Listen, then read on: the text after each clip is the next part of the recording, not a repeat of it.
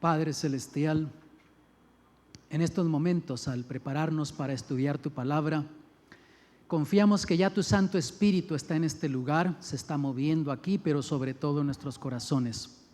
Bendícenos. Permite, Padre, que en esta noche tu palabra cobre vida. Permite que en esta oportunidad tu Espíritu haga algo especial en nuestras vidas. Enséñanos esta noche, bendice a cada persona que está aquí presente esta noche, porque te lo pedimos en el nombre de Jesús. Amén. ¿Pueden sentarse, por favor? El tema de esta noche se titula Introducción al Apocalipsis. Vamos a estar dando un vistazo panorámico de cómo está estructurado el libro de Apocalipsis. Y es interesante, cuando termine esta reunión tú vas a tener un cuadro mental de cómo el libro de Apocalipsis está estructurado. Mira lo que dice el apóstol Pedro por inspiración divina, segunda de Pedro 1:19. Tenemos también la palabra profética más permanente, a la cual hacéis bien de estar atentos como a una antorcha que alumbra en lugar oscuro. Antes de que terminemos de leer el resto del versículo, vamos a elaborar un poco aquí. Noten ustedes que Dios desea que tú y yo pongamos atención a la palabra profética, a la profecía bíblica. Y es interesante que a lo que Dios quiere que le pongamos atención, muchas veces es a lo que menos le damos atención. No sé por qué, pero así es el ser humano. Dios te pide que hagas algo y la tendencia es hacer lo contrario a lo que Dios quiere. Pero aquí nos dice que estemos atentos, pongamos atención a la palabra profética como a una antorcha que alumbra en lugar oscuro. No sé si te ha tocado estar a ti en alguna ocasión en un lugar donde no hay luces. No es nada placentero tratar de movilizarse e encontrar el rumbo cuando no hay luz. No sabes lo que está enfrente de ti, pero teniendo una lámpara, una antorcha, se hace fácil poder encontrar el camino, poderte mover en el lugar donde te encuentras. Y así Dios nos dice por medio del apóstol Pedro que la palabra profética nos guía, nos ilumina en la vida en la que estamos viviendo hoy. Y noten ustedes, termina diciendo el apóstol Pedro, hasta que el día esclarezca y el lucero de la mañana salga en vuestros corazones. Quiere decir, amados, que hasta que Cristo Jesús no aparezca en gloria, Dios desea que tú y yo estemos estudiando la palabra profética. Y vamos a descubrir por qué. Mira el propósito de la palabra profética o de la profecía. Número 1, nos indica, nos muestra dónde estamos. Número 2, a dónde vamos. Número 3, qué debemos hacer. Y número 4, cómo hacerlo. O sea, Dios por medio de la palabra profética nos ubica. Cuando tú lees la palabra profética, la profecía bíblica, te ubicas en el mapa profético y te das cuenta que estamos viviendo en los últimos momentos de la historia de este mundo. También la profecía bíblica te indica hacia dónde vamos en la vida. Y muchas veces cuando hay problemas, dificultades en la vida, el ser humano tiende a desanimarse, tiende a encarar el futuro con temor. Pero como tú sabes al leer la palabra profética hacia dónde nos estamos dirigiendo, cómo la profecía bíblica nos muestra que pronto todo esto ha de terminar y Cristo Jesús vendrá en gloria, eso te ayuda a seguir adelante en la vida, no desanimarte. Aún en las luchas y en las pruebas de la vida, tú sigues adelante.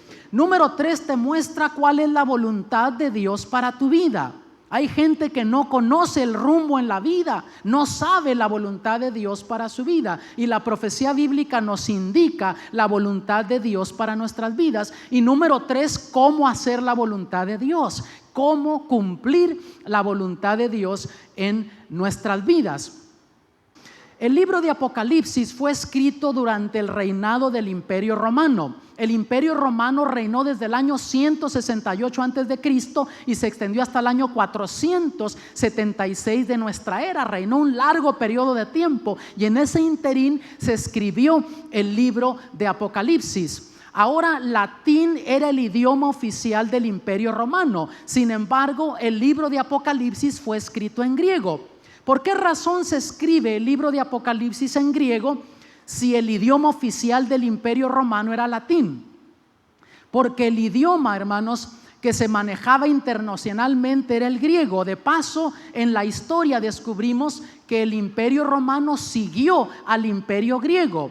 Y el Imperio griego había dejado una tremenda influencia en el mundo, una influencia lingüística como también una influencia religiosa, cultural, de tal forma que cuando se escribe el libro de Apocalipsis, aunque el latín era el idioma oficial del Imperio Romano, se manejaba internacionalmente el idioma griego.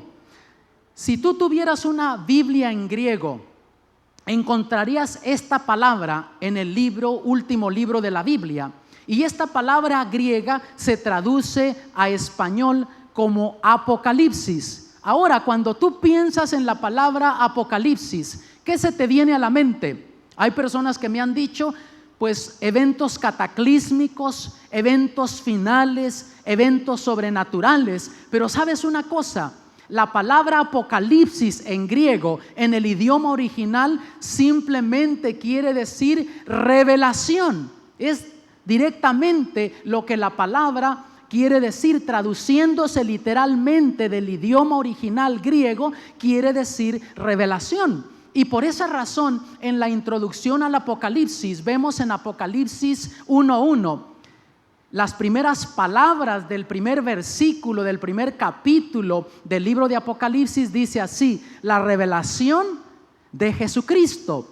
Porque el libro de Apocalipsis quiere decir revelación. Y mis amados, el libro de Apocalipsis revela al Señor Jesús. El Señor Jesús es el personaje más importante en el libro de Apocalipsis. Sin Cristo Jesús, el libro de Apocalipsis no tiene validez, no tiene sentido. Y también el libro de Apocalipsis nos revela la voluntad de Dios, del Señor Jesús, para nosotros. Lo que Dios quiere para tu vida, para mi vida. Y tú, mi amigo, mi hermano que me estás viendo, que estás sintonizando en esta oportunidad por la señal de televisión, también ahí donde estás, Dios quiere revelar a Cristo Jesús en tu vida. Eso es lo que es el Apocalipsis, revelación, la revelación de Jesucristo. Ahora algunos dicen que el libro de Apocalipsis no se puede entender porque es un libro sellado. ¿Has escuchado tú alguna vez eso? Personas que dicen, no, el libro de Apocalipsis es un libro misterioso, un libro que no se puede entender, un libro complicado. Pero ¿sabes tú que en la conclusión del libro de Apocalipsis leemos lo siguiente, capítulo 22, versículo 10? Y me dijo, no sellen las palabras de la profecía de este libro, porque el tiempo está cerca. Quiere decir, amados, que si la voluntad de Dios es que el libro de Apocalipsis quede abierto para ti y para mí, que esté a nuestro alcance, que el conocimiento, la información que está allí esté al acceso nuestro, entonces se deba de entender el libro de Apocalipsis. Dios no nos pediría que estudiemos algo que nosotros no podamos entender. ¿Quién fue el escritor del Apocalipsis? Puede ser que la mayoría de ustedes lo sepan, pero sin duda hay personas que están aquí en esta oportunidad o que nos están viendo por la televisión que a lo mejor no están muy claros de quién fue el escritor del libro de Apocalipsis. El escritor del libro de Apocalipsis fue el apóstol Juan, y él recibió esa revelación, lo escribió en el año 95 después de nuestro Señor Jesucristo. Ya estaba terminando el primer siglo de la historia cristiana. Y el apóstol Juan fue uno de los 12 apóstoles de nuestro Señor Jesucristo. Y él se identifica siendo el escritor de este libro. Vean en Apocalipsis 1:1, dice así: la revelación de Jesucristo que Dios le dio para manifestar a sus siervos las cosas que deben suceder pronto. Y la declaró enviándola por medio de su ángel a su siervo Juan. Por lo tanto, no hay duda, quedó registrado en la Biblia y en la historia que el apóstol Juan fue el escritor del libro de Apocalipsis. Ahora noten algo muy interesante en este versículo 1, la progresión de esa revelación. Para comenzar, ¿de quién la recibió Jesús? Ahí el versículo dice que de Dios. Ahora, ¿a quién se la dio Jesús? Dice que Jesús se la dio a su ángel. ¿Y qué hizo el ángel con esa revelación? entonces se la dio al apóstol Juan. ¿Y qué propósito tenía esa progresión de esta revelación de Jesucristo? El versículo 1, en la mitad del versículo, nos da la respuesta. Noten: para manifestar a sus siervos las cosas que deben suceder pronto. Quiere decir, mi amado, que Dios quiere que tú sepas lo que está por suceder. Dios quiere que tú sepas los eventos que están por cumplirse. Y cuando tú estudias la profecía bíblica y ves los eventos que se están cumpliendo a tu alrededor, tú ves la palabra cobrando vida, la profecía bíblica cobrando vida, la profecía cumpliéndose delante de tus ojos. Juan, este discípulo, nació en el año 10 después de Cristo. Tenía 17 años cuando conoció a Jesús y se hizo uno de sus discípulos. O sea, Juan era un adolescente, un muchacho, cuando se hizo un seguidor del Señor Jesús. Juan pertenecía a una familia de pescadores. Era hijo de Zebedeo y Salomé y hermano de Juan. Noten, otro de los apóstoles, el apóstol Marcos, identifica esto. Él establece esto, que Juan era hermano de Jacobo y ellos eran hijos de Zebedeo, de este hombre que estaba dedicado a la pesca. Vean lo que dice Marcos 3:17: a Jacobo, hijo de Zebedeo, y a Juan, hermano de Jacobo, a quienes apellidó Boanerges, esto es, hijos del trueno. Por lo tanto, vemos que aquí el apóstol Marcos identifica que Juan era hermano de Jacobo y el padre de ellos era Zebedeo. Ahora noten una cosa muy interesante en este versículo. La última parte del versículo dice que les puso por sobrenombre hijos del trueno. ¿Quién les puso ese sobrenombre? Fue nuestro Señor Jesucristo. Les puso el sobrenombre de hijos del trueno. Y de ahí en lo adelante, Juan y Jacobo eran conocidos como los hijos del trueno. ¿Qué tipo de temperamento crees tú que tenían estos dos jóvenes adolescentes? Sin duda un temperamento explosivo, agresivo, maltratador. Tenían un temperamento colérico, arrebatado. Y de paso les digo, para los que tienen temperamento colérico, que están aquí, o tú que nos estás sintonizando por la señal de televisión, a lo mejor tú tienes temperamento colérico. No hay nada de malo en tener un temperamento colérico. El problema está tener un temperamento colérico no controlado por el Espíritu de Dios. Allí sí hay problemas. Saca chispas la persona, se le pelan los cables fácil, tiene una mechita muy cortita, es explosivo, maltratador. Y lo interesante del caso es que el colérico, cuando maltrata, insulta, le dice a otra persona hasta de lo que se va a morir, hasta siente sabroso cuando lo está diciendo. Goza el momento. Yo no sé, mi amado, si en tu hogar tú tienes a un hijo del trueno o a una hija del trueno. Tu pareja, tu esposo, tu esposa, a lo mejor es un hijo o una hija del trueno, agresivo, maltratador. A lo mejor en la iglesia tienes un hijo del trueno, de esos hermanos que se le pelan los cables fácil y comienzan a gritar y decir cosas y insultar a otros. Pero ¿sabes una cosa? Después de andar con Jesús, Juan llegó a conocerse como el discípulo amado. Hubo un cambio dramático en la vida de este joven. Ahora, qué interesante que aún con esas debilidades de temperamento y de carácter, el Señor Jesús los llamó para que fueran discípulos de Él. ¿Qué te dice a ti? ¿Qué me dice a mí? Que hay esperanzas para nosotros. No tenemos que esperar, como mucha gente hace, a sentirse que es bueno, que ya no tiene problemas en su vida, que ya se siente que es justo para entonces ir a Jesús. No, estos jovencitos fueron así como estaban, con sus caracteres dañados, perjudicados por el pecado, y el Señor Jesús los recibió. Eso me dice que hay esperanza para ti y para mí también. Ahora, ¿qué fue lo que hizo que este joven, que era llamado el hijo del trueno, ahora se le llame el discípulo amado? Porque mira, la Biblia lo dice. En Juan capítulo 13, verso 23, dice: uno de sus discípulos, al cual Jesús amaba, estaba recostado al lado de Jesús. Interesante, este joven que era orgulloso, que quería estar al lado de Jesús cuando Él estableciera su reino, sentarse al lado derecho, que su hermano estuviera al lado izquierdo.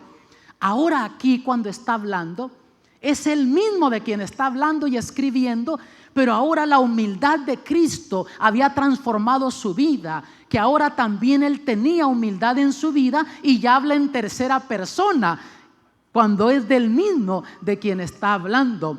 ¿Qué te dice esto, mi amado? Que hay esperanzas para ti, hay esperanzas para mí también. Ahora, ¿qué hizo que este joven llegara a ser de un hijo del trueno al discípulo amado? El versículo no lo dice. Él pasaba momentos a solas con Jesús, trataba de estar recostado lo más cerca a Jesús. Eso quiere decir que si tú tienes problemas de carácter, que tú sientes que no puedes cambiar y que luchas y sufres y vienen sentimientos de culpabilidad, sentimientos de fracaso a tu vida porque sientes que estás luchando y es una batalla cuesta arriba, tu vida no cambia, ¿sabes cuál es la solución? Sigue siendo Jesús todavía. Esa fue la solución para este joven. Dedica tiempo con Jesús por medio de la oración. Dedica tiempo con Jesús por medio del estudio de la palabra y pasa momentos a solas de comunión con el Señor Jesús, y vas a ver que eso va a transformar tu vida, va a cambiar tu vida, porque lo que el Señor Jesús hizo por Juan lo puede hacer también por ti. Si lo transformó a él, te puede transformar a ti también. Hay esperanzas para ti, hay esperanzas para tus hijos, para tus familiares, para tu cónyuge. Y el tema principal de los escritos de Juan, de ahí en lo adelante, fue el tema del amor. Se dedica a hablar del amor. Vean lo que dice allí en 1 de Juan 4:7. Amados, amémonos unos a otros, porque el amor es de Dios. Todo aquel que ama es nacido de Dios y conoce a Dios. Qué interesante, ¿no? Aquella persona agresiva, maltratadora, ahora habla del amor de Dios, de amarnos unos a otros. Y tú descubres que eso sucede en los hogares, en los matrimonios, cuando Cristo Jesús viene a las vidas de los seres humanos, cuando Cristo Jesús llega a ser el centro del matrimonio, del hogar, tú le das la oportunidad a Cristo en tu vida. Entonces, donde antes había maltrato, insultos, odio, pleitos, ahora tú descubres que el amor comienza a reinar ahí en el hogar. El amor, la comprensión, la paz comienza a sentirse en el hogar. ¿No crees tú que vale la pena pasar tiempo con Jesús, permitir que Jesús venga a nuestras vidas? El apóstol Juan tenía 85 años cuando recibió la visión del Apocalipsis. Ya no era un jovencito adolescente, ya era una persona avanzada en edad cuando él recibió la visión del libro de Apocalipsis. El apóstol Juan también escribió el Evangelio de San Juan y 3 epístolas. O sea, aparte de escribir Apocalipsis, escribió lo que llamamos el Evangelio de Juan y luego las epístolas, 1, 2 y 3 de Juan. Quiere decir que fuera del apóstol Pablo, el apóstol Juan fue el que más escribió en el Nuevo Testamento, 5 libros. Ahora él comienza a dar saludos a las iglesias. Vamos a descubrir que en el Apocalipsis se hablan de 7 iglesias, se mencionan las iglesias de Asia Menor. Y él comienza a enviar saludos en lo del versículo 4, y para el versículo 5 comienza a dar un saludo en el nombre de nuestro Señor Jesucristo. Veamos, en el verso 5 dice: y de Jesucristo el testigo fiel, el primogénito de los muertos y el soberano de los reyes de la tierra, al que nos amó y nos lavó de nuestros pecados con su sangre. Vamos a detenernos un poco aquí. Noten ustedes que aquí el apóstol Juan llama a Jesús el testigo fiel. ¿Por qué razón le llama el testigo fiel? Mira, mi amado, no sé si a ti en la vida alguien te ha fallado. Has dependido de alguien y te ha fallado alguien. ¿Sabes una cosa?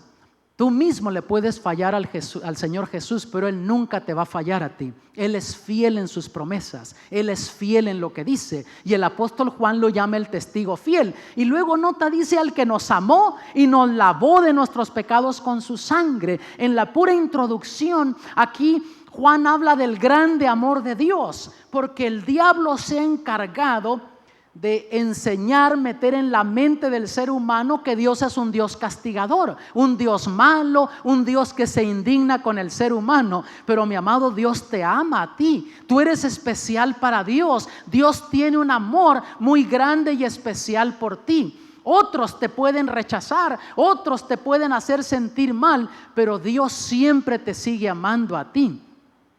Enseguida también nos dice: aquel que nos lavó de nuestros pecados con su sangre. Introduce Juan también el tema aquí de la justificación por la fe, que no es por las obras humanas que vamos a llegar al reino de los cielos. No es por las obras humanas que tenemos esperanza de perdón y de salvación. Si tú y yo llegaremos al reino de los cielos, será por lo que el Señor Jesús hizo por nosotros en la cruz del Calvario, y no por las buenas obras que nosotros podamos hacer. Y luego noten, sigue diciendo: y nos hizo reyes y sacerdotes para Dios su Padre. A Él sea gloria e imperio por los siglos de los siglos. Amén. Un rey es una persona de importancia, pero el sacerdote, ¿cuál era la función de un sacerdote en los tiempos bíblicos? El sacerdote ministraba en favor del pueblo. Quiere decir que cuando tú y yo aceptamos ese amor de Dios y somos lavados de nuestros pecados con la sangre de Cristo, vamos por la fe a los pies de la cruz y aceptamos a Jesús como Salvador personal, no solo nos da el gozo de sentirnos perdonados, justificados, sino que nos da el privilegio de que ahora trabajemos en favor de otros. Ministremos en favor de otros, porque nos hace sacerdotes. O sea, nos pone en la posición de que ahora oremos por el necesitado, ayudemos a la persona que está en problemas, al vecino, al familiar, le demos ánimo, le hablemos de Cristo, les ayudemos para que también ellos puedan encontrar perdón, paz y salvación en el Señor Jesús. ¿No te parece maravilloso eso? Y luego en el versículo 7 Juan habla de otro tema. Vean: he aquí que viene con las nubes y todo ojo le verá, y los que le traspasaron también, dice. Vamos a detenernos aquí. En cierta oportunidad yo conversaba con un caballero y me hablaba de la venida de Cristo, pero él me hablaba de un evento secreto, que Jesús iba a venir en secreto. Entonces yo lo llevé al versículo 7 de Apocalipsis y le dije: pero mira, aquí dice que viene con las nubes y que todo ojo le verá. Y todo es todo, no excluye a nadie ni a nada.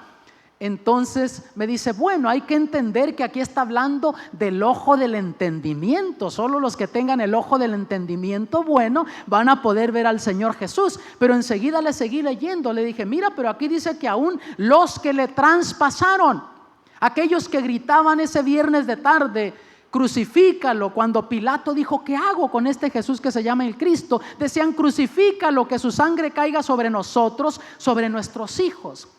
Cuando estaba colgando ese viernes de tarde Jesús en la cruz, y los sacerdotes lo injuriaban, le decían: si eres hijo de Dios, baja de ahí para que creamos también en ti. Salvó a otros y no se puede salvar a sí mismo. Ellos también lo van a ver.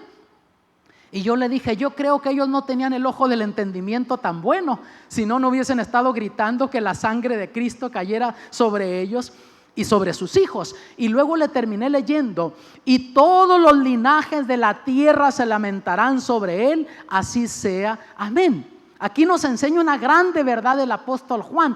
Número uno, que don Raimundo y todo el mundo va a presenciar la venida de nuestro Señor Jesucristo. Va a ser una venida palpable, visible, tangible. Número dos, nos enseña una realidad: que mucha gente se va a lamentar en ese día. ¿Por qué? Porque ese día va a ser demasiado tarde. Ahora es la oportunidad de entregar nuestras vidas a Cristo, vivir como Dios manda. Pero mucha gente no tiene tiempo para Dios, y en ese día va a ser demasiado tarde. Juan recordaba esa promesa que Jesús le había hecho unos 65 años atrás, cuando aquella tarde, un jueves, les dijo en Juan 14, 1 al 3: no se turbe vuestro corazón, creéis en Dios, creed también en mí. En la casa de mi Padre muchas moradas hay, de otra manera os lo hubiera dicho. Voy pues a preparar lugar para vosotros, y si me fuere y os aparejare el lugar, vendré otra vez y os tomaré a mí mismo, para que donde yo estoy, vosotros también estéis. Ya habían pasado 65 años desde que Jesús le había hecho esa promesa a Juan y a los discípulos, pero todavía él abrigaba esa esperanza. Él tenía esa promesa de Jesús en su corazón de verlo venir en gloria. Cuando escribe en el versículo 7, dice aquí que vienen las nubes y todo ojo le verá. Tenía también en mente aquella experiencia después de que el Señor Jesús resucitara y estuviera con ellos, los citara en un monte en Galilea, les diera las instrucciones de cómo predicar el evangelio, y cuando ascendía al cielo, vean lo que sucedió. Hechos 1, versos 9 al 11, y habiendo dicho estas cosas, viéndolo ellos, fue alzado y una nube le recibió y le quitó de sus ojos. Y estando con los ojos puestos en el cielo, entre tanto que él iba, he aquí dos varones se pusieron junto a ellos en vestidos blancos, los cuales también les dijeron: varones galileos, ¿qué estáis mirando al cielo? Este mismo Jesús que ha sido tomado desde vosotros arriba en el cielo, así vendrá como le habéis visto ir al cielo. El Señor Jesús mandó dos ángeles para consolar a estos discípulos, y Juan todavía recordaba esa promesa que habían hecho estos ángeles. Y de paso te digo, uno de cada 25 versículos en el Nuevo Testamento tiene que ver con la venida de Cristo. De una forma o de otra tiene que ver con la venida de Cristo, porque ese fue el tenor de la predicación de los apóstoles. Y el libro de Apocalipsis está impregnado de promesas de la venida de Cristo, porque el tema más importante en el Apocalipsis es Jesús viniendo en gloria por su iglesia. Y en la conclusión del libro, mira lo que Jesús le dice a Juan, Apocalipsis 22:20. El que da testimonio de estas cosas dice: ciertamente vengo en breve. Y noten cómo respondió Juan: amén, sí, ven Señor Jesús. Era la esperanza más grande que Juan tenía, ver consumada esa promesa que el Señor Jesús les había hecho 65 años atrás. En el verso 8 dice así: yo soy el alfa y la omega, principio y fin, dice el Señor, el que es y que era y que ha de venir, el Todopoderoso. Ahora, mis amados, ¿por qué razón se presenta el Señor Jesús como el alfa y la omega, el principio y el fin? Dice el Señor. Cuando tú y yo pensamos en principio y fin, tenemos otro concepto en la mente, porque somos finitos, somos seres mortales. De paso, ¿qué es el alfa? ¿Qué es la omega?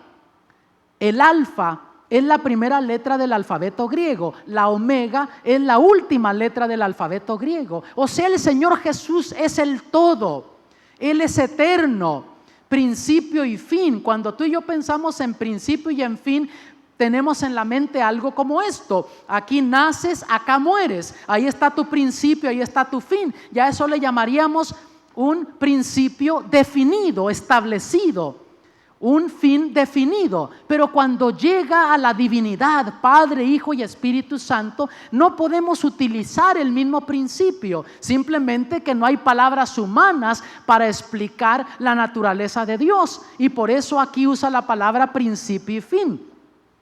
Pero si yo tuviese una pizarra aquí conmigo, comenzaría a hacer un círculo, escribir un círculo, y comienzo como un punto de partida. Pero una vez que cierro el círculo, ¿dónde está el principio? ¿Dónde está el fin? No tiene. Y a eso yo le llamaría un principio indefinido, porque siempre ha existido el Señor Jesús, siempre existirá.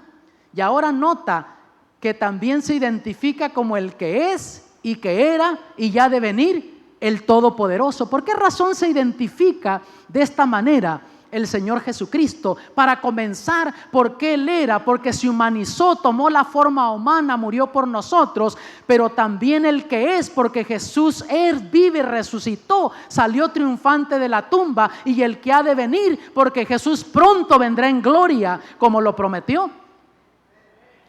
Ahora, en el año 95 después de Cristo, el emperador romano Domiciano exilió al apóstol Juan a la isla de Patmos. Domiciano Fue el hermano mayor del general Tito, que está registrado en la historia como el que destruyó la ciudad de Jerusalén y el templo en el año 70 de nuestra era. Y Tito era menor que Domiciano y llegó a ser emperador de Roma, del Imperio Romano, primero que su hermano. Pero cuando Domiciano entra de emperador, él exilió al apóstol Juan a la isla de Patmos. De paso, Juan era el último de los apóstoles que estaba viviendo. Ya estaba por terminar el primer siglo de la historia cristiana y era el último de los apóstoles que estaba vivo. El apóstol Juan se identifica estando en la isla de Patmos. Vean Apocalipsis 1:9.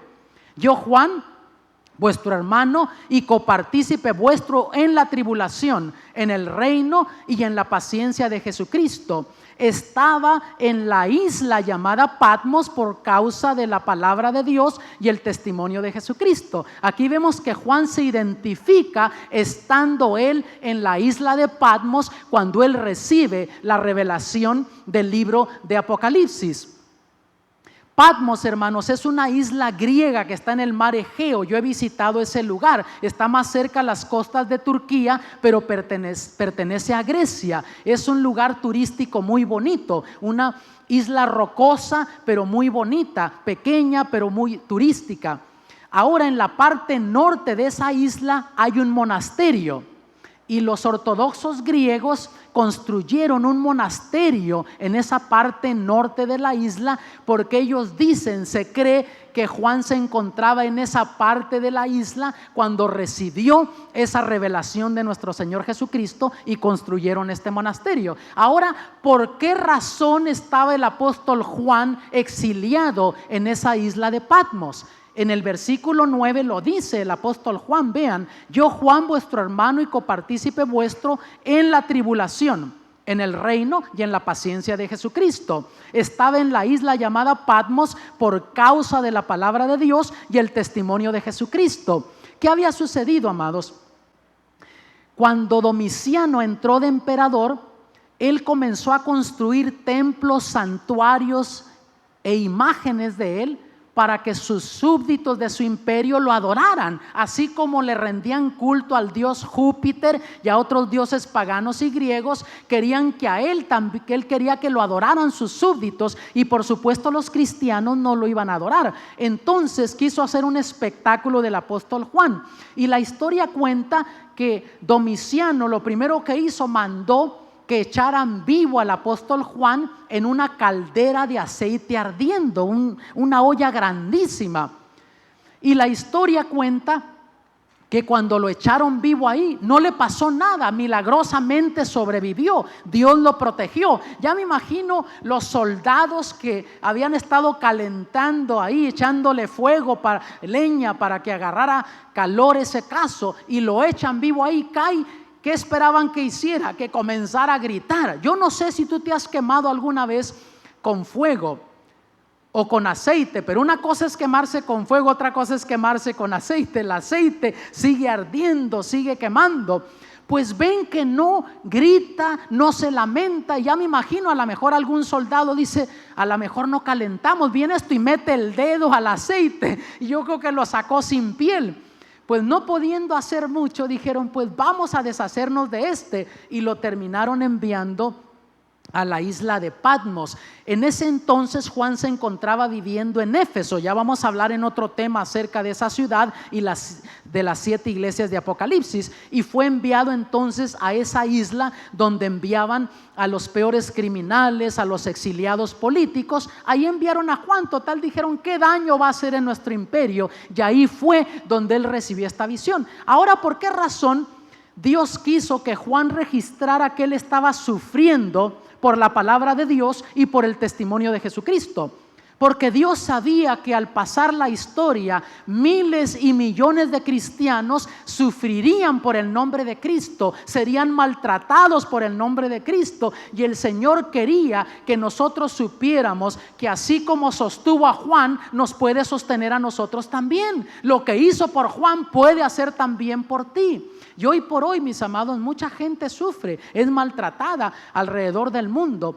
por el nombre de Cristo. A lo mejor tú, donde me estás viendo por la televisión, estás sufriendo por ser cristiano. A lo mejor tú, tu esposo, tu esposa te maltrata porque tú quieres ser un cristiano, quieres vivir la vida cristiana. Y Dios quiso que supiésemos lo que el apóstol Juan sufrió por el testimonio de Jesús y cómo él se pudo sostener firme, porque Dios le dio el poder y te lo puede dar también a ti para que vivas la vida cristiana. En los versos 10 y 11 dice el apóstol Juan: yo fui en el Espíritu en el día del Señor, y oí detrás de mí una gran voz como de trompeta que decía: yo soy el alfa y el omega, el primero y el último, escribe en un libro lo que ves. Y así a Juan se le da la instrucción de que escriba lo que fuera viendo, y así Juan escribió entonces el libro de Apocalipsis. Ahora, mis amados, para entender el libro de Apocalipsis tenemos que saber cómo está estructurado el libro. Si tú no sabes cómo está estructurado el libro, entonces se te dificulta entender el libro. Si no habías puesto atención a nada de lo que dije yo en esta oportunidad, pon atención a lo que viene, y esto te va a ayudar a comenzar a entender el libro de Apocalipsis. El libro de Apocalipsis está dividido en dos partes. La primera parte, capítulos 1 al 14, que es lo que se le llama la parte histórica, y ahí tú tienes toda la historia de la iglesia, comenzando desde el primer siglo hasta el tiempo en el que estamos viviendo, y luego cuando por fin Jesús aparece en gloria por su iglesia. La segunda parte es lo que se le llama la parte escatológica, y la palabra escatología quiere decir eventos del fin. Por lo tanto, los versículos 15 al 22 tienen los eventos que han de suceder al tiempo del fin. Tanto la parte histórica como la parte escatológica tienen 4 divisiones principales, y algunas de esas divisiones tienen subdivisiones, que vamos a estar estudiando todo esto en esta serie. La primera división en lo histórico son las 7 iglesias de Apocalipsis. La segunda división, los 7 sellos. La tercera división, las 7 trompetas. Y por fin la cuarta división, el gran conflicto entre el bien y el mal. Y dijimos que entre algunas de esas divisiones hay también algunas subdivisiones. La parte escatológica también tiene 4 divisiones. Están las 7 plagas, la caída de Babilonia, el milenio y la nueva Jerusalén. Ahí tienes tú exacto cómo están las divisiones en las dos partes, tanto lo histórico como lo escatológico. La introducción al libro de Apocalipsis está en el capítulo 1, versículos 1 al 9. Y la primera división comienza las 7 iglesias con el versículo 10 del capítulo 1 y nos lleva hasta el fin del capítulo 3. La segunda división, los 7 sellos, comienza con el principio del capítulo 4 y nos lleva hasta el capítulo 8, versículo 1. Y luego la tercera división toma como punto de partida las 7 trompetas con el versículo 2 del capítulo 8 y se extiende hasta el capítulo 11, versículo 18. Y luego el gran conflicto, capítulo 11, versículo 19 hasta el fin del capítulo 14. Si notaste una cosa, no concuerdan necesariamente las divisiones de Apocalipsis, de lo histórico hasta lo que hemos visto, con principio y fin de capítulos. ¿Por qué razón? Porque cuando se escribió la Biblia y también el Apocalipsis, no existían divisiones como las tenemos en la Biblia de capítulos y versículos. Era nada más un pergamino. Y cuando por fin le pusieron, al pasar los siglos, capítulos y versículos a la Biblia, se lo pusieron para que pudiésemos identificar más fácil, encontrar porciones de la Biblia, pero no necesariamente estructuraron el Apocalipsis con las divisiones como está. Sin embargo, no altera el mensaje eso. Luego lo escatológico, los eventos del fin, las 7 plagas, capítulos 15 y 16, la caída de Babilonia del capítulo 17 hasta el capítulo 19:10, el milenio del capítulo 19:11 hasta el capítulo 21:8, la nueva Jerusalén del capítulo 21:9 hasta el capítulo 22, versículo 9, y por fin la conclusión del libro, capítulo 22, versículo 10 hasta el versículo 21. Ahí tienes todo el libro de Apocalipsis como está estructurado. Ahora, mis hermanos, mis amigos, no se desanimen si no se grabaron todos estos datos que les estoy dando y que les he puesto en la pantalla. Si ustedes siguen asistiendo a estas reuniones, cada oportunidad, al comenzar la presentación, vamos a estar poniendo este diagrama de tal forma que vamos a estar repitiendo esto en presentación tras presentación. Ahí donde tú lo estás viendo por televisión, confiamos que sigas sintonizando cada presentación de estas y vas a ir viendo que vamos a estar repitiendo esto de tal forma que cuando terminemos esta serie van a tener bien claro en sus mentes cómo está estructurado el libro, al punto que aún hasta van a soñar este diagrama. ¿Saben ustedes? Cuando lo estuve estudiando y organizándolo, yo soñaba ya este diagrama, así es que ustedes también lo van a estar soñando. En el Apocalipsis se usa un lenguaje impresionista, se maneja un lenguaje impresionista, o sea, un lenguaje dramático. Vas a leer de truenos, relámpagos, granizo y un terremoto, granizo y fuego mezclado con sangre. Vas a ver langostas con dientes de león, una bestia saliendo del mar, etcétera. Ese tipo de lenguaje dramático, un lenguaje impresionista que se utiliza en el libro de Apocalipsis. El libro de Apocalipsis, hermanos, es un libro histórico, o sea, el Apocalipsis presenta la historia de la iglesia cristiana, comenzando desde el primer siglo, avanzando en la historia hasta el tiempo en el que vivimos y por fin cuando Cristo Jesús aparece en gloria. También el libro de Apocalipsis es un libro profético.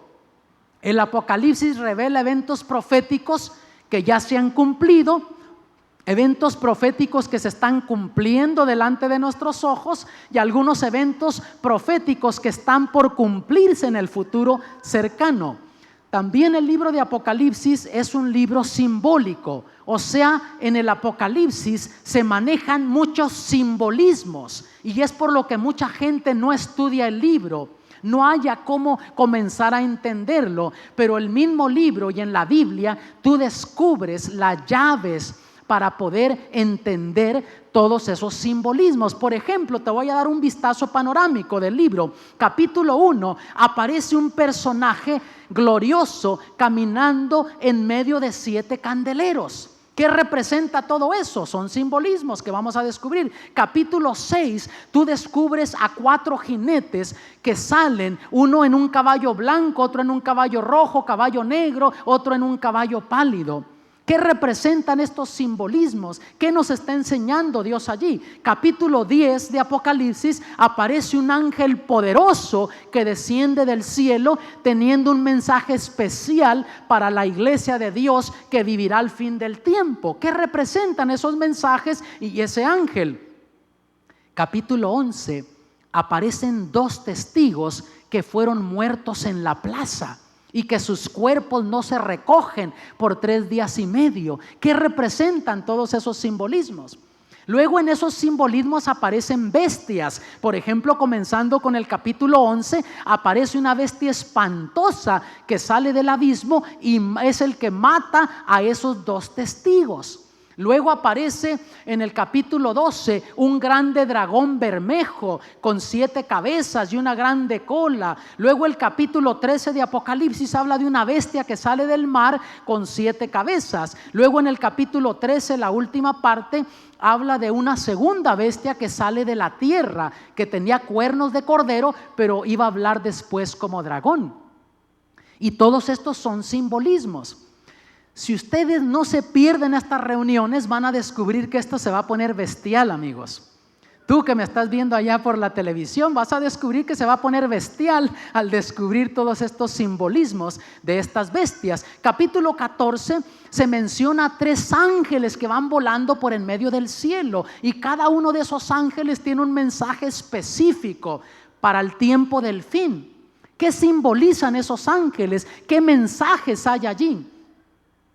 El Apocalipsis también es un libro de contrastes, donde Dios hace un contraste entre la verdad y el error, entre su iglesia y lo que no es su iglesia. Por ejemplo, mira, en el capítulo 12 de Apocalipsis aparece una mujer vestida del sol, de pureza. En contraste, en el capítulo 17 aparece otro tipo de mujer, pero una mujer vestida de púrpura, una mujer prostituta, una mujer embriagada. En los capítulos 13 y 14 se habla de los que reciben la marca de la bestia. En el capítulo 7 Dios habla de su pueblo que recibe el sello de Dios. Notas un contraste entre la verdad y el error. Luego el número 7 se menciona por todo el Apocalipsis y en contraste tienes el 666. Por ejemplo, el 7 yo digo que es el número de Dios. Se habla de 7 candeleros, 7 iglesias, 7 ángeles, 7 sellos, 7 trompetas, 7 plagas, 7 espíritus. Y descubres que hay otros 10 simbolismos más en el Apocalipsis, aparte de estos que se identifican con el número 7, y algunos de ellos se repiten más de una vez. Luego, en el capítulo 5, descubres a Jesús con el simbolismo de un cordero que fue inmolado, que fue sacrificado, un animalito indefenso. Jesús con el símbolo de un ser indefenso que derrama su sangre, que muere. Pero ahora en el capítulo 19, en contraste, se presenta Jesús como Rey de Reyes y Señor de Señores, viniendo en gloria por su iglesia. En el capítulo 20 de Apocalipsis descubres que los que se pierden quedan fuera de la ciudad de Dios cuando cae ese fuego y azufre del cielo. Y en contraste, los que son salvos en Cristo quedan dentro de la ciudad de Dios. Vemos cómo hay contrastes aquí en el Apocalipsis. Pero sabes una cosa, aunque el libro de Apocalipsis es un libro histórico, es un libro profético, un libro simbólico, también un libro de contrastes, nunca olvides esto, mi amado. El libro de Apocalipsis es la revelación de Jesucristo. Así lo dice en la introducción. Mira Apocalipsis 1:1, la revelación de Jesucristo que Dios le dio para manifestar a sus siervos las cosas que deben suceder pronto, y la declaró enviándola por medio de su ángel a su siervo Juan. Quiere decir, amados, que sin Cristo el Apocalipsis no tiene sentido. Jesús es el personaje más importante en el libro de Apocalipsis. Las bestias que aparecen ahí, esos simbolismos, no salvan a nadie. Si algo hacen, le meten miedo a la gente. Quien salva es Cristo. Pero cuando tú conoces al Señor de la profecía, que es Jesús, entonces estos simbolismos proféticos comienzan a cobrar sentido en tu vida. Dios desea que estudiemos el libro de Apocalipsis, amados. Ya hay gente que hoy por hoy no está estudiando ni el Apocalipsis ni ninguna porción de la Biblia. Pero mira lo que dice aquí en Apocalipsis 1:3. Bienaventurado, ¿quién? El que lee y los que oyen las palabras de esta profecía. Déjame detengo aquí. Mira, hay una bendición para aquellos que leen la Biblia. No sabes leer, pero estás dispuesto a que alguien te lea, escuchas. Dios tiene una bendición también para ti. Yo no sé, mi amado, tú que me estás viendo por la televisión, si es que estás perdiendo bendiciones que Dios tiene para ti simplemente porque no estás tomando el tiempo para estudiar la palabra de Dios. Yo no sé, mi amado, que tú estás aquí en esta oportunidad, si también estás perdiendo bendiciones de Dios o estás recibiendo bendiciones por tomar el tiempo de estudiar. Yo solo sé que en este país la mayoría de la gente está perdiendo bendiciones de Dios. Las estadísticas dicen que el 95% de los hogares en este país tienen por lo menos una Biblia o más. Pero de los que tienen la Biblia, ¿cuántos crees que se están beneficiando con el estudio de ella? Solamente el 3%. El 97% tiene la Biblia ahí nada más en el hogar y no la lee regularmente. Yo no sé si tú estás entre el 3% o el 97%. Yo solo sé que hay mucha gente que está perdiendo bendiciones de Dios. Los hogares viven desnutridos espiritualmente porque no sacan los padres el tiempo para alimentarse espiritualmente y alimentar a sus hijos. Pero Dios tiene bendiciones si lees, si escuchas. Pero mira la bendición más grande: y guardan las cosas en ella escritas porque el tiempo está cerca. Quiere decir que hay bendición en leer, en escuchar, pero la bendición más grande va a venir a tu vida cuando tú comiences a vivir como Dios manda, comiences a obedecer lo que está escrito allí. Y Dios tiene lindas promesas que vamos a descubrir en esta serie. Mira Apocalipsis 21:5. He aquí, yo hago nuevas todas las cosas. Dios promete cambiar tu vida, cambiar las circunstancias de tu vida. Dios promete enjugar las lágrimas que ahora tú derramas, el sufrimiento, el dolor, la muerte. Dios dice que no van a existir más. Y mira en el versículo 7 del capítulo 21, el que venciere heredará todas las cosas y yo seré su Dios y él será mi hijo. ¿No te parece maravillosa esta promesa? Todas las promesas que están en Apocalipsis, Dios dice que tú las vas a heredar si sales vencedor. Y vamos a descubrir en esta serie que en el Apocalipsis ahí nos muestra que hay un gran conflicto entre el bien y el mal. Y Dios quiere que tú salgas victorioso en ese conflicto, y el que venza en ese conflicto va a heredar todas las cosas. Y sabes, en Apocalipsis 22:20, concluyendo el libro, el Señor Jesús le dice a Juan, el que da testimonio de estas cosas, dice: ciertamente vengo en breve, vengo pronto. El mensaje más importante del Apocalipsis es Jesús viniendo en gloria por su iglesia. El personaje más importante en el Apocalipsis, Cristo Jesús. Y lo más importante para Jesús en el Apocalipsis es su iglesia, somos tú y yo. Y el apóstol Juan, extasiado al recibir todas estas revelaciones, al estar en la isla de Patmos, y el Señor Jesús hablándole en este momento personalmente, diciéndole: vengo pronto. Mira cómo contestó el apóstol Juan: amén, sí, ven Señor Jesús. Era la esperanza más grande que tenía el apóstol Juan, de ver al Señor venir en gloria a esta tierra. Yo no sé, mi amado, si ese es el anhelo más importante en tu vida. Yo no sé cómo estás viviendo tú, cómo anda tu vida, cuáles son las prioridades en tu vida hoy por hoy.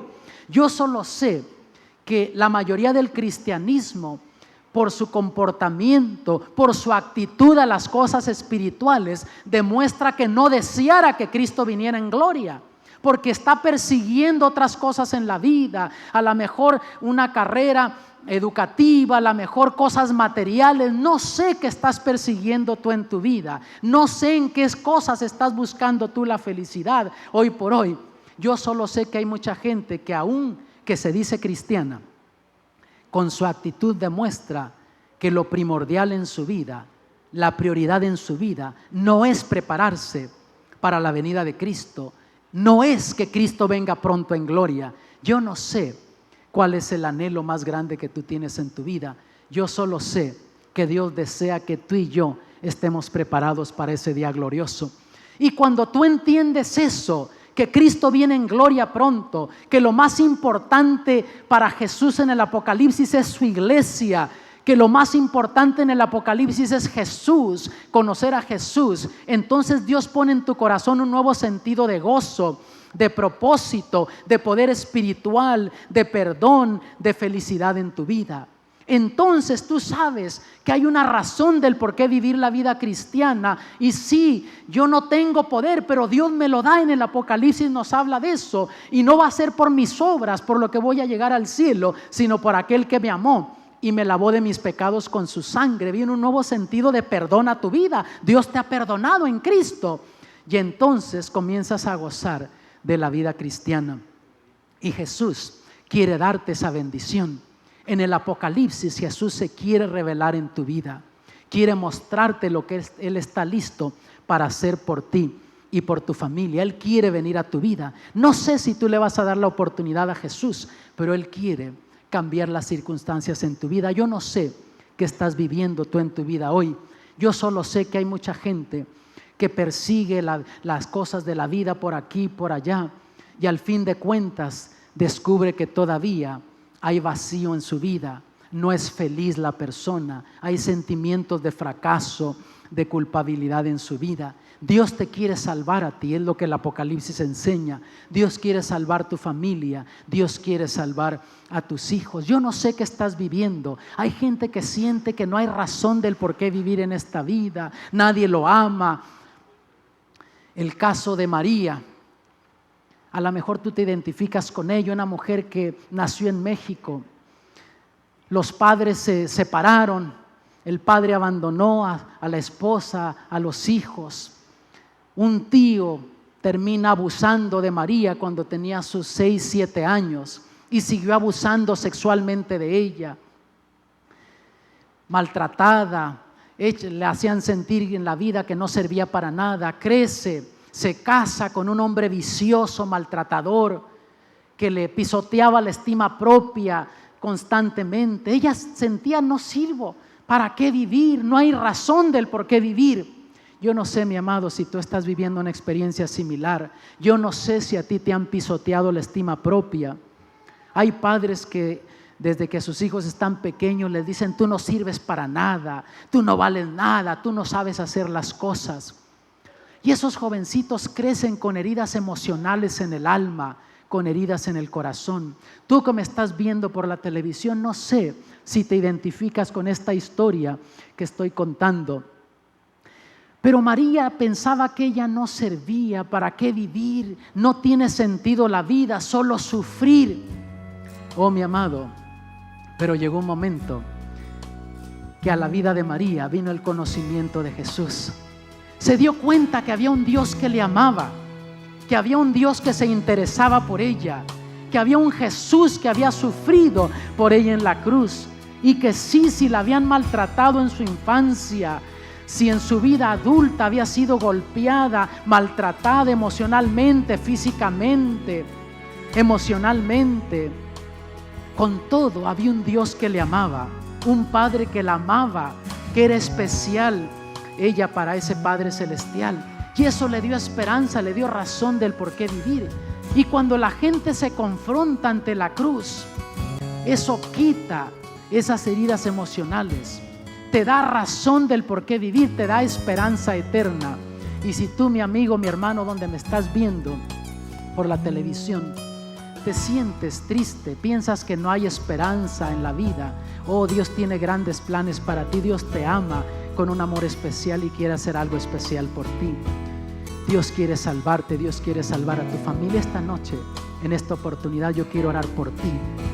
Desearas decirle: Señor, ven a mi vida, cámbiame, transfórmame, dame esa esperanza, ayúdame a vivir confiando que tú vienes pronto, que pronto vas a cambiar todas las cosas en este mundo. Desearas eso, yo quiero orar por ti. Levanta tu mano si deseas que ore por ti. Y ahí donde me estás viendo por la televisión, ábrele el corazón a Jesús, pídele que venga a tu vida. Oh Padre Celestial, en estos momentos venimos ante ti, sabiendo que tú nos amas. Oh Padre, este mundo nos maltrata, nos golpea, vivimos en un mundo de pecado, pero el Apocalipsis nos muestra que hay algo mejor. Cristo pronto viene en gloria. Oh Padre, danos esa esperanza, ayúdanos a confiar en esas promesas que tú nos has dejado allí, y cuando todo hubiere terminado, por tu gracia, danos una parte en tu reino, porque te lo pedimos en el nombre de Jesús. Amén. Oh, mis amados, que Dios les bendiga y les guarde hasta allá donde tú nos estás viendo por la señal de televisión. Que Dios te bendiga.